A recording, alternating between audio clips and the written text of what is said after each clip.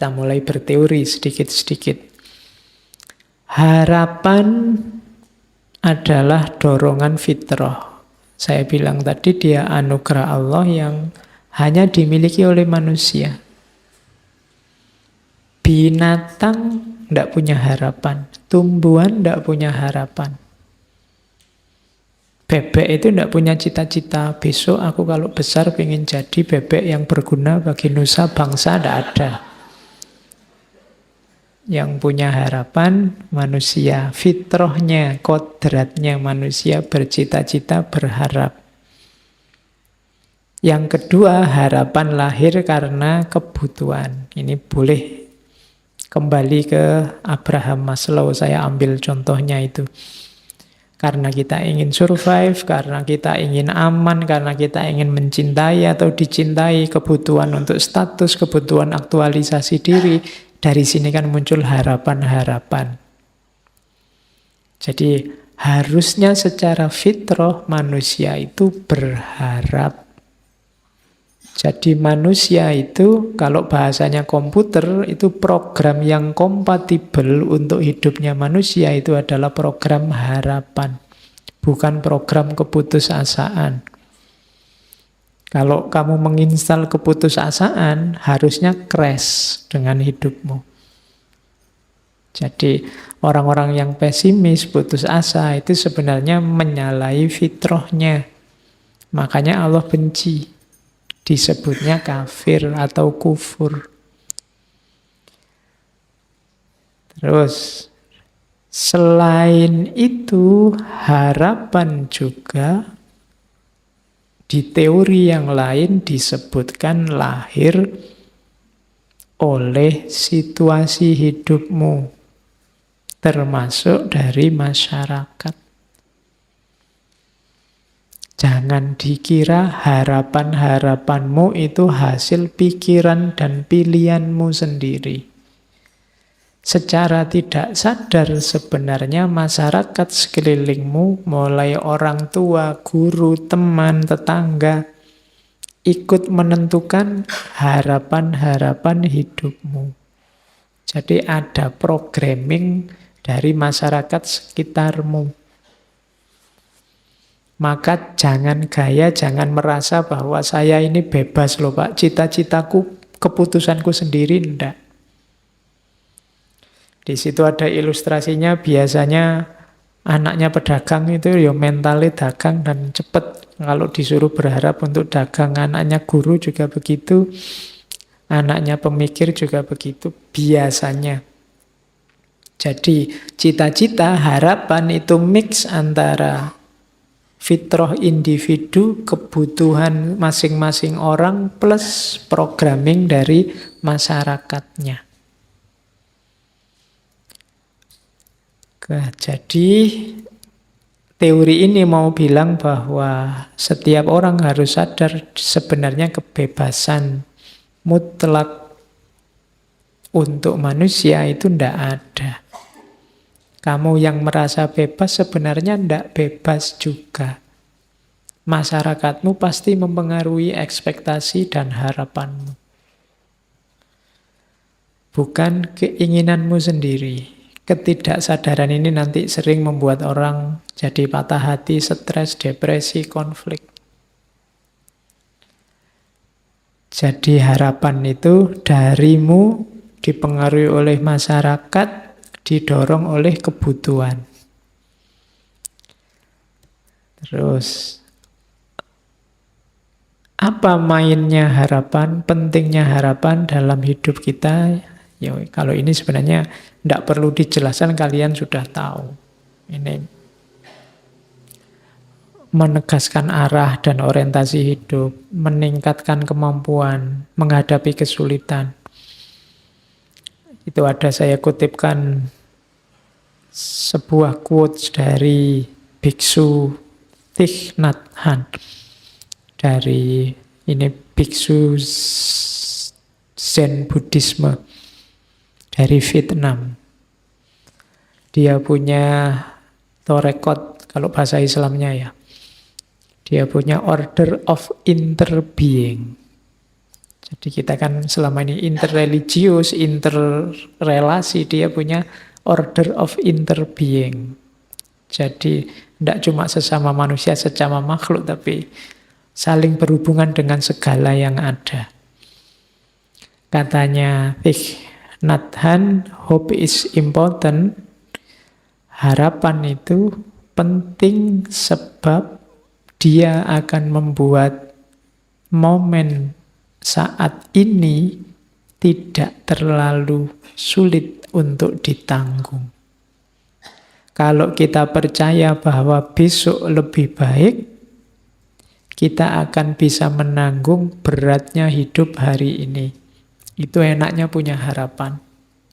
Jangan putus harapan dengan situasimu, dengan kondisimu, kondisi negaramu, kondisi agamamu. Ketika kamu tidak putus harapan, seberat apapun yang kamu tanggung hari ini, rasanya akan ringan. Kenapa? Tenang aja, besok enak kalau harapan kita terpenuhi. Kalau tidak terpenuhi, berharap lagi. Selama kamu masih punya harapan, masih enak. Hidupmu kiamat kalau kamu sudah tidak punya harapan. Jadi, tanggunglah kesulitan hari ini dengan harapan. Jadi solusinya gampang. Kamu tidak punya uang, nggak apa-apa sumpek sekarang. Bayangkan besok ini puasanya, besok kamu kaya raya. Itu kan kamu lebih enteng nanggungnya sekarang. Kamu jomblo sekarang tidak apa-apa. Bayangkan besok dapat yang terbaik, Nah, itu kan kamu jadi enteng. Pakai teori yang orang bilang biasanya kalau pacari gonta-ganti dapatnya yang jelek. Nah, aku kan tidak punya pacar, mesti intuke sing apik misalnya. Jadi berharap tidak membuatmu jatuh. Tidak ada yang bisa mengalahkanmu selama kamu masih punya harapan. Kok kamu kuliahmu tidak lulus-lulus? Tidak apa-apa, saya masih berharap tidak ter-DO. Kok kamu ter-DO? Tidak apa-apa, saya masih berharap masa depanku bagus karena ijazah dan gelar itu tidak segalanya. Kan gitu. Kok iya. Kok kamu susah di karirmu karena tidak punya ijazah? Tidak apa-apa. Karir itu kan cuma satu aspek dalam hidup, masih banyak aspek yang lain. Loh kan itu enak, selama kamu masih punya harapan, masih punya jangkauan ke depan yang kamu impikan kan tidak masalah. Kamu mau kerja apa, ijazah tidak punya, keterampilan tidak punya, ya gampang nyari istri yang kaya aja misalnya. Masih ada harapan. Oke, terus jadi perannya kunci harapan itu. Itu yang terakhir ada quotes dari Henry Nouwen. Henry Nouwen itu pastor Katolik dari Belanda. All great spiritual leaders in history were people of hope. Semua tokoh pemimpin spiritual dalam sejarah adalah figur-figur penuh harapan. Tidak ada tokoh spiritual yang putus asa. Ibrahim, Abraham, Moses, Musa, nabi-nabi tidak ada yang putus asa. Ruth itu neneknya, kalau itu sebenarnya tokoh dari Bible. Tokoh perempuan, neneknya Nabi Daud. Yang nanti ada silsilah juga sama Yesus. Maria, Yesus, Rumi, Gandhi, Dorothy Day, semuanya menjanjikan. Orang-orang yang penuh harapan. Live with a promise in their heart. Mereka meyakini suksesnya di masa depan, janji-janji di masa depan. Itulah yang membimbing mereka menuju masa depan. Jadi, masa depan itu penting, maka hidupkanlah dengan harapan. Terus, nah, cuma ini tadi kan yang positif-positif. Ada teori lagi, sebenarnya harapan itu sifatnya paradok. Harapan itu sumber kehidupan, cuma hati-hati. Kadang-kadang dia juga sumber kehancuran. Kenapa? Mungkin di sesi ngaji apa saya pernah bilang, hanya orang yang berharap yang bisa kecewa. Ya kan? Hanya orang-orang yang berkeinginan yang bisa gagal. Jadi itu paradoksnya harapan. Jadi paradok itu sifat yang bertentangan, makanya kamu mengelolanya harus hati-hati. Harapan bisa membawamu pada kebahagiaan, tapi bisa juga sebaliknya menghancurkanmu.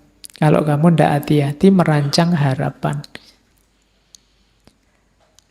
Jadi jangan sampai senjata yang sakti yang namanya harapan itu berbalik membunuh dirimu sendiri karena kamu tidak pintar mengelolanya. Itulah sifat paradoksnya harapan. Kalau kamu tadi tidak bercita-cita kumlot, tidak kumlot itu kan tidak masalah. Tapi ketika kamu bercita-cita kumlot, tidak kumlot jadi sumber kekecewaanmu. Kalau cita-citamu, harapanmu hanya lulus saja, kumlot tidak penting. IP berapapun tidak masalah, yang penting lulus. Kenapa? Cita-citamu hanya lulus saja. Tapi kalau cita-citamu IP, cita-citamu kumlot, lulus saja itu menghancurkanmu. Kalau kamu tidak bercita-cita punya pasangan, mbok jomblo sampai umur 40 tidak masalah. Tapi kalau orientasi hidupmu pasangan, pacar, dan yang sejenis itu, mbok sekarang kamu jomblo juga gelisah, susah, sumpek. Kenapa? Karena kamu target di situ. Kamu berharap di situ. Itu paradok harapan namanya. Dia bisa menghidupkanmu, tapi dia juga bisa membunuhmu. Kalau kamu tidak hati-hati. Maka aturlah harapan-harapan hidupmu secara masuk akal, secara cerdas. Rancang harapanmu paling tidak di 4 ciri. Yang pertama, harapan, berharaplah sesuatu yang dapat kamu capai secara rasional. Jadi secara rasional itu berharap yang masuk akal saja. Kalau kamu sudah semester 14, targetnya sudah nggak usah mikir kumlot-kumlot, yang penting lulus. Itu yang rasional. Ya. Kalau enggak, nanti hancur hidupmu. Gitu loh. Jadi berharaplah yang rasional-rasional saja. Yang terjangkau. Yang kedua, yang dapat kamu kontrol. Pancanglah harapan-harapan yang bisa kamu kendalikan, kamu tempuh. Itu loh. Misalnya kamu sadar bahwa suaraku itu jelek kok Pak. Tapi saya cita-citanya penyanyi. Itu kan agak berat perjuanganmu kalau sampai ke sana. Jadi salah kamu mungkin milih harapannya. Kalau pencipta lagu tidak apa-apa, kalau penyanyi susah karena hubungannya sama suara. Nah itu harapan yang tidak bisa kamu kontrol itu agak susah. Misalnya kayak saya tingginya paling 150-an. Saya ingin cita-citanya jadi foto model yang tingginya minimal 180. Itu kan nggak masuk. Jadi yang bisa kamu kontrol. Jangan berharap yang tidak bisa kamu kontrol, karena kalau tidak, harapan akan membunuhmu.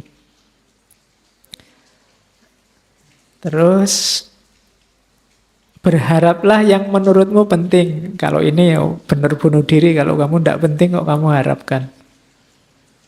Ya, wong kamu tidak minat, kok kamu masuk ke situ. Nah, itu agak bunuh diri. Jadi berharap lah hal-hal yang penting-penting saja. yang cocok sama passionmu. Jangan berharap yang bukan dirimu.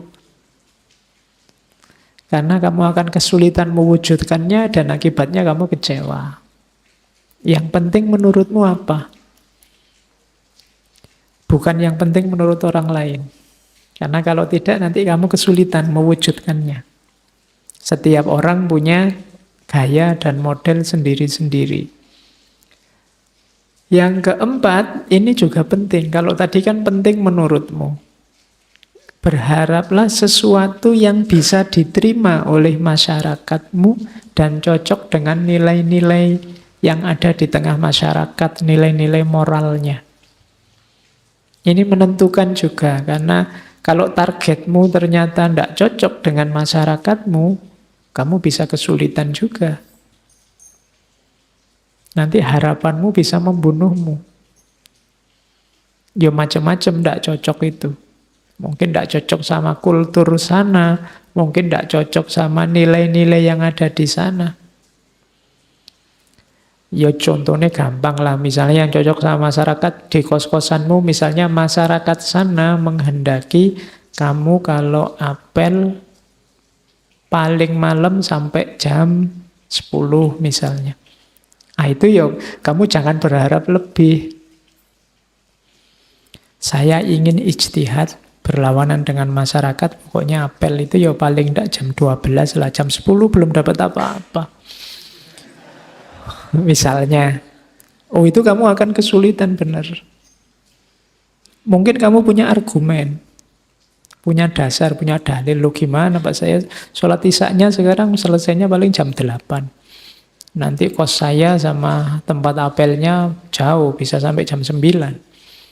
Kalau jam 10 harus pulang, ya belum ngapa-ngapain kita, baru say hello misalnya. Nah, itu kan argumenmu, tapi masyarakatmu tidak bisa. Kamu kasih argumen itu, mereka punya tata nilai sendiri. Nah, harapanmu kalau tabrakan dengan maunya masyarakat, kamu akan susah juga. Hasilnya kesengsaraan juga. Maka rancanglah harapanmu di 4 ciri ini. Rasional, bisa kamu kontrol. Yang penting-penting ini juga menurut saya harus digarisbawahi. Tidak harus segala hal kamu patok harapan. Yang tidak penting-penting tidak masalah. Ada kan hal-hal kecil yang tidak tercapai juga tidak masalah, tidak apa-apa. Wong itu tidak penting meskipun kamu berharap. Kayak kamu main game HP itu kan asik, kamu berharap menang, tapi kok ya kalah terus ya tidak apa-apa. Wong cuma game aja loh. Kenapa tidak penting? Kamu tidak harus sedih, nggak harus marah, nggak harus nendang-nendang pintu karena kalah game. Tidak apa-apa, wong cuma permainan. Itu namanya kamu ngerti prioritas. Mana yang penting, mana tidak penting. Ya semuanya kamu harapkan. Misalnya teh ini. Ini kan kamu berharap teh ini segarnya luar biasa. Begitu diminum misalnya.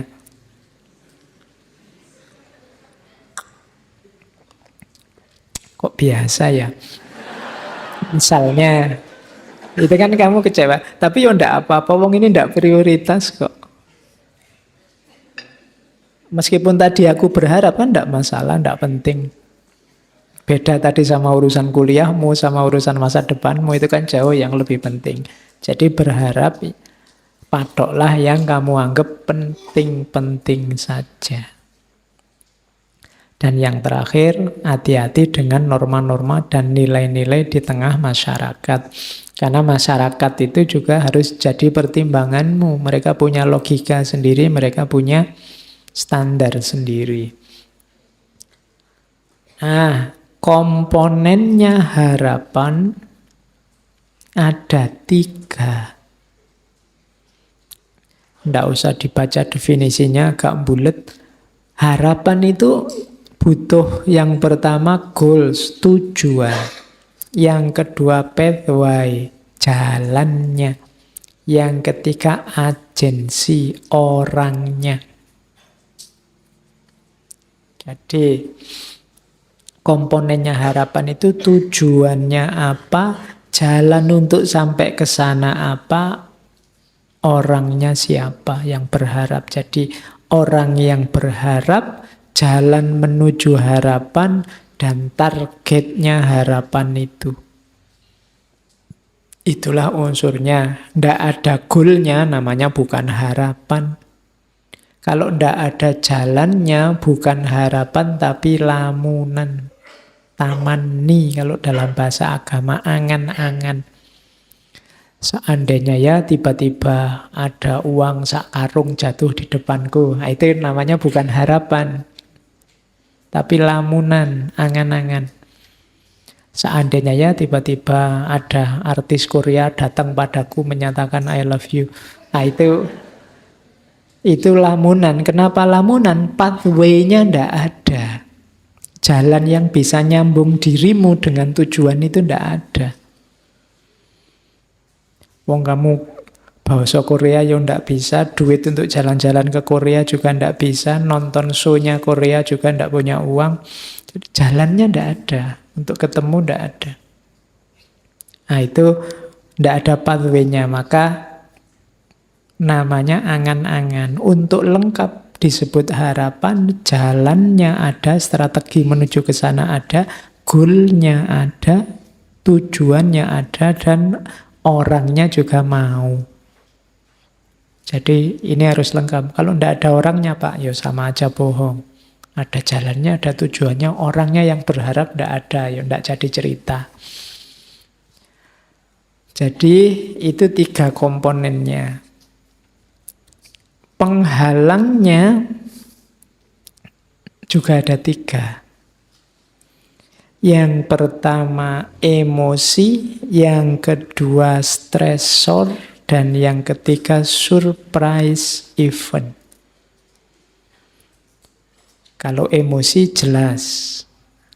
Emosi-emosi negatif itu mungkin menghalangi jalanmu mewujudkan harapan. Jadi kamu terburu-buru, atau kamu males, atau kamu ngamuan, atau kamu merasa minder, atau kamu terlalu pede, itu kan emosi-emosi. Itu sering jadi penghalangnya harapan. Cita-citamu segera dapat pasangan, tapi kok ya mentalmu minder.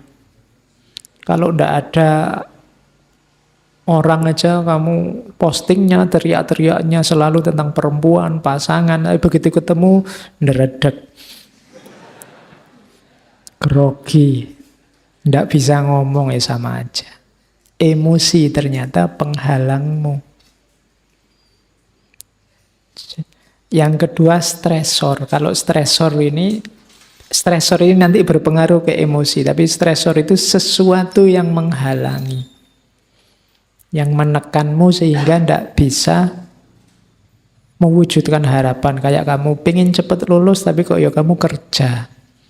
Kerja ini kan jadi stresor namanya, membuatmu stres. Jane pengen cepat lulus, tapi kok ya harus kerja ya. Nah itu kan stresor namanya. Pengen jadi orang soleh, tapi kok ya susah yang ngaji itu ya. Nah, misalnya, itu kan ngaji jadi stresornya. Jadi penghalang harapan itu emosi, stresor, dan yang ketiga surprise event. Kalau 1 dan 2 mungkin kamu bisa ngatur, tapi yang ketiga ini susah. Surprise event itu, hidup ini kan serba tidak terduga. Kamu sudah niat-niat pokoknya sampai saya lulus S2, jangan sampai ada pacar, jangan sampai ada perempuan atau laki-laki yang mengganggu. Kok ya dilalah, ada event yang membuatmu jatuh cinta, dia juga oke, sama-sama oke, ini surprise event. Waduh, tadi prinsipnya mau dilanjutkan apa enggak ya? Kalau dilanjutkan kok ya eman-eman. Harapanmu enggak terwujud untuk enggak punya pasangan sampai lulus. Itu namanya surprise event. Kamu ingin IP-mu sempurna tiap semester 4 terus. Tapi kok yang dilalah semester ini kamu bareng sama sakit misalnya. Nah, itu surprise event. Itu juga menghalangi harapan. Banyak peristiwa-peristiwa yang tidak terduga. Jadi ya kayak kamu mau berangkat kuliah itu loh. Sudah kamu niati berangkat pagi-pagi, kok yon dilalah naik bis transnya mogok misalnya. Jadi kalau ditanya dosen mogok Pak, mesti gitu. Itu trans mogok itu surprise event. Jadi peristiwa tidak terduga. Oke. Ya nanti kalau kamu nulis surat izin ke dosenmu itu, mohon maaf saya tidak bisa masuk hari ini Pak karena ada surprise event. Jadi ada peristiwa tak terduga yang membuat saya tidak bisa masuk kelas. Nah, ya. Karena hidup itu kan tidak semulus rencana kita. Kita maunya ke sana ada surprise event. Kamu nembak dia malah yang kena temennya misalnya. Itu kan surprise event. Jadi itu penghalang harapan. Kayak kamu dulu mungkin zaman SMA terus mau kuliah, kamu membayangkan, wah besok kalau saya di Jogja mau jadi mahasiswa yang soleh, tiap hari ke masjid, nanti apalan ini, tahajud, rajin, ngaji. Begitu jadi mahasiswa, lupa semua. Kenapa? Banyak surprise event, Pak.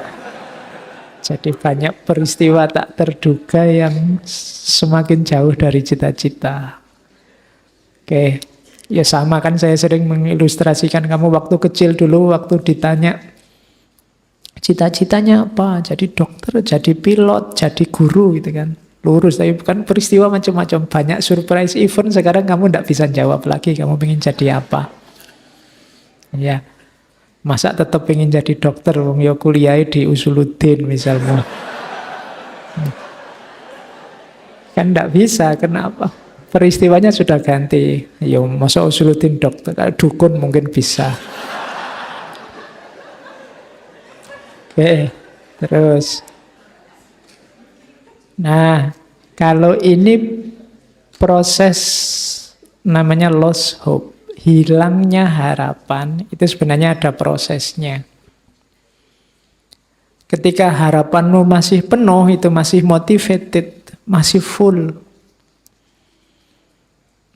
Terus muncul halangan, muncul hambatan-hambatan dari emosimu, dari stresor, dari surprise event, sampai kamu sadar, wah susah aku mewujudkan harapan ini. Lahir fase kedua namanya rage. Rage itu kemarahan. Aku kok tidak lulus ya semester ini, aku kok jomblo terus ya, kemarahan. Marah ini kalau terus-terusan nanti lahir despair. Despair ini semacam hilang, kadang-kadang diterjemahkan putus asa. Jadi ini sebenarnya bukan kok tujuannya tidak tercapai, tapi agennya sudah menyerah. Bukan berarti dia tidak percaya sama tujuannya, dia tidak percaya sama dirinya, itu namanya despair. Jadi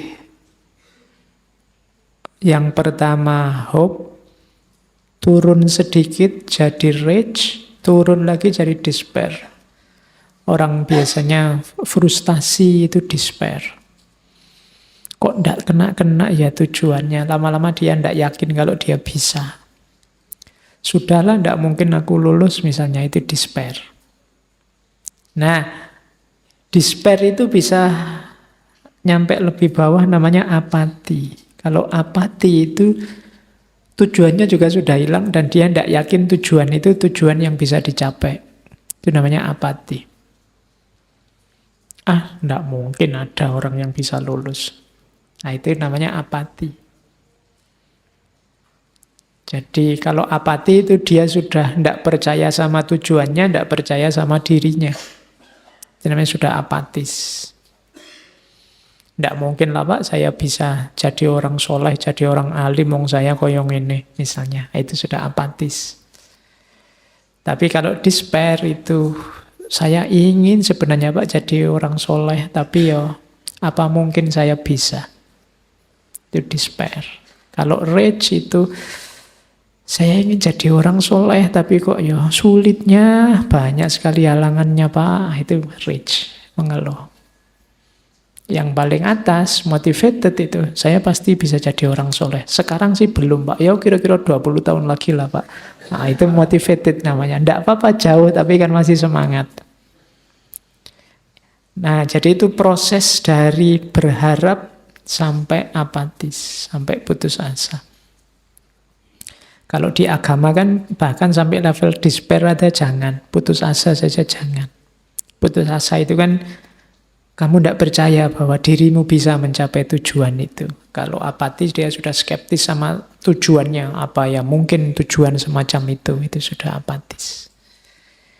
Jadi agama bahkan yang paling bawah aja, yang nomor 3 itu saja sudah jangan. Oke, terus kalau ini membangun harapan atau membangun kembali harapan. Tadi kan punya cita-cita kok terus gagal, despair. Nah, kalau ini dibangun lagi yuk. Biar kamu tetap bisa berharap. Yang pertama apa? Goal setting. Ayo ditegaskan lagi. Kamu ingin apa sih? Itu namanya goal setting. Kamu ingin mengharapkan apa? Cita-citamu apa? Yang semula sudah mulai buram, sudah mulai blur karena kamu tidak yakin, sekarang ayo digarisbawahi lagi, ditegaskan lagi. Setelah itu, identify viable pathways. Kira-kira ayo diidentifikasi, kamu bisa nyampe tujuan itu lewat jalan apa? Diidentifikasi dulu jalannya. Terus, biar semangat, creating future memories of success. Bayangkan kalau nanti kamu sukses, kebahagiaan apa, kenikmatan apa yang akan kamu alami. Jadi, creating future memories of success. Bayangkan, bikin gambaran-gambaran. Enaknya kalau kamu lulus cepat, itu segera kamu bisa kuliah lebih tinggi, segera kamu bisa macam-macam nyari kerjaan, segera kamu bisa. Nah itu bayangan tentang kesuksesan hidupkan. Jadi kalau kamu targetmu jelas, jalan yang kamu tempuh jelas, dan kamu berminat karena betapa bahagianya kalau ini sukses, saat itu juga akan lahir namanya harapan. Kalau jalannya ndak ada, namanya bukan harapan, tapi angan-angan kayak tadi. Kalau goalnya ndak ada, ya namanya bukan harapan, wong ndak ada tujuannya kamu mau kemana.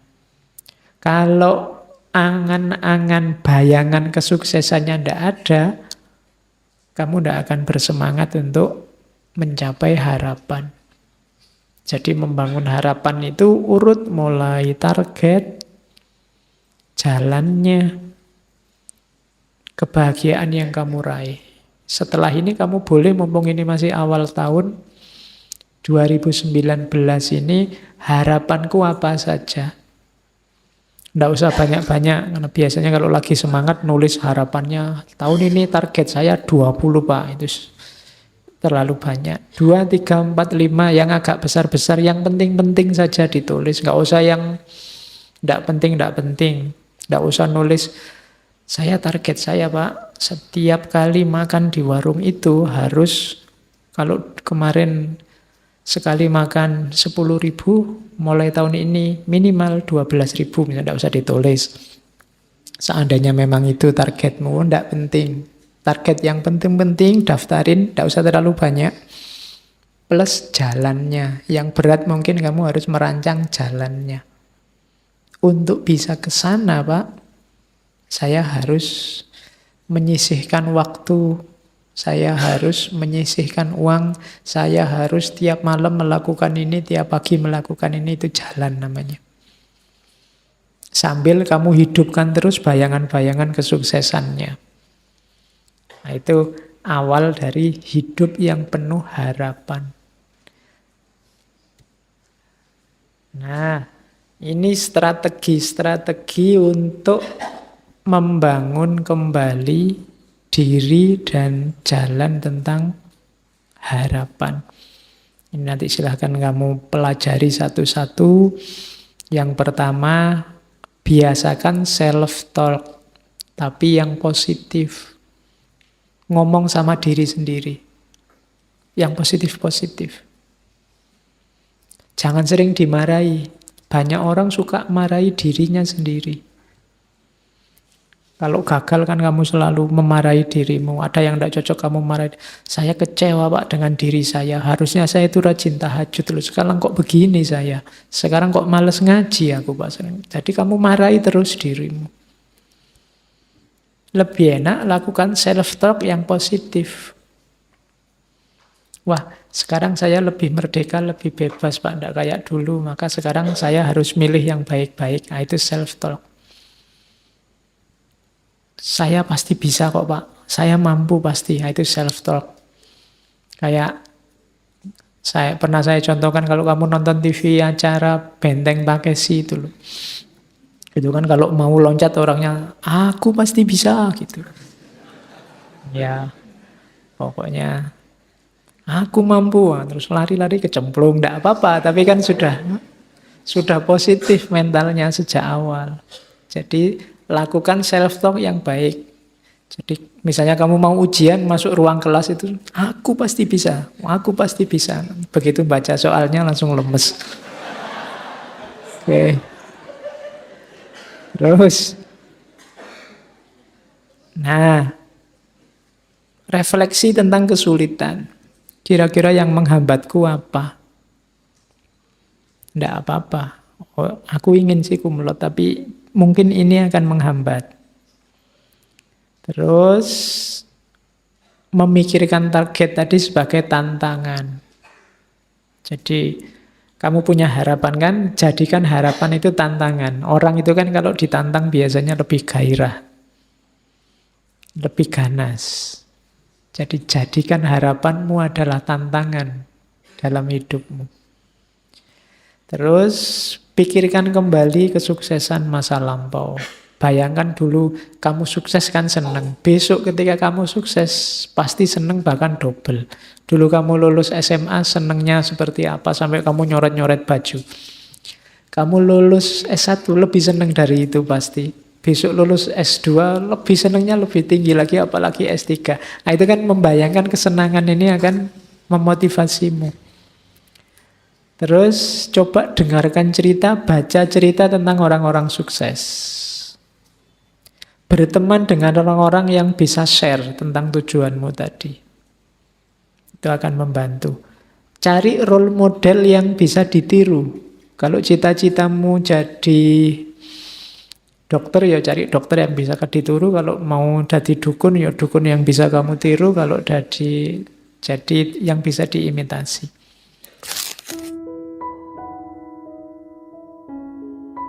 Terima kasih sudah menyimak. Semoga channel Mengaji Hening bersama Dr. Fahrudin Faiz selalu bisa memberikan ilmu, motivasi, dan kebermanfaatan. Salam sehat dan bahagia.